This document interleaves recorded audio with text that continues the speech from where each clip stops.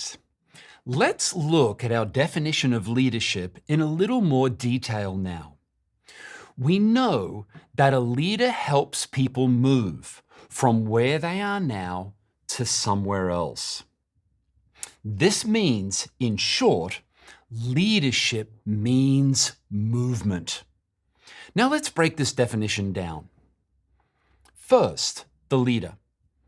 The leader may function in any context, in the church, in family, in business, government, or education, and it may be at any level throughout an organization.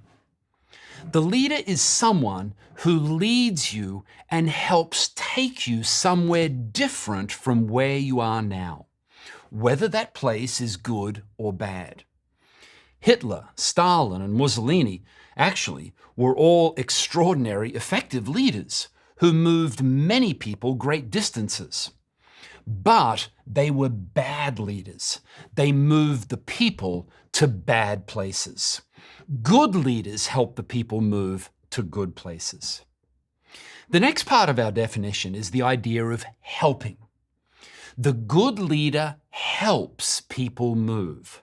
He doesn't make them move. This is how he does it. The leader is at the front, calling to the people, "Look, here's the vision. Here's where we can go. Here's what we can accomplish. Wow, let's go." Then the leader is behind, picking the people up when they fall, encouraging them. "You can do it." And then the leader is beside, showing the way to the people. "Watch me. Here's how to do it. Here's the path to walk in to get where we're going." Then the people. The leader must have followers. A person may be a great speaker or writer or scientist, inventor, musician, or artist, but if no one is following him or her, they're not a leader. These followers must be people. Leadership involves people. It's distinct from administrative paperwork, committee meetings, planning activities, or writing sermons. Then, the movement. Leadership involves movement. Leadership involves change. Leaders must be willing to follow God when the cloud moves and to repeatedly let go of old ideas and old ways of doing things in order to adopt new and better ones. And they must also be able to help their followers generate the high levels of enthusiasm needed to accomplish significant change. For the change to succeed, many people across the entire organization must move. But the leader is the one who often starts the movement or gives it direction and momentum. Now, in speaking of change, we do not mean that leaders will change orthodox doctrine or the eternal truths of the Word of God. Some spiritual leaders resist the idea of change because of their commitment to the unchanging Word of God. However, you can take a bottle of pure water and pour it into a variety of very different containers without the water itself being changed at all. In the same way, the eternal truths of God can be expressed in many ways and in many different forms, many cultures, many strategies. Sometimes, however, these forms become chains or straitjackets. They stifle us and they make us ineffective in our ministries to others. We just keep doing the same old things the same old ways.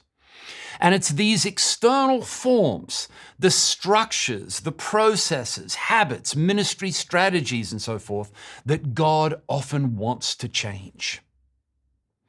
The next part of our definition is from where they are now. The leader must first understand where the people are now. Realistically, he examines their current state. He defines the need for change. He's not interested merely in change for its own sake.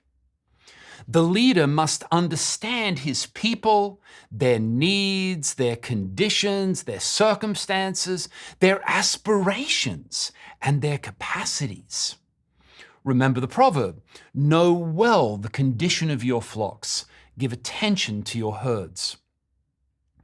Very importantly, the proposed change must serve the people, not merely the leader's own personal ambitions. And, along the way, a good leader is deeply concerned with maintaining social harmony among the people throughout the change. The final part of our definition, to somewhere else. After defining where the people are now, the leader then defines where they could go or should go. The potential, the opportunity, the vision for the future, or the solution to a major current problem. Then he defines how they will get there, the path, the broad plan. Then he says, let's go, and he leads them there. Along the way, he encourages them to press on through the inevitable setbacks and disappointments until finally they reach their goal. The somewhere else does not include change for its own sake. It must be in the purposes of God. God uses leaders to take his people where he wants them to go.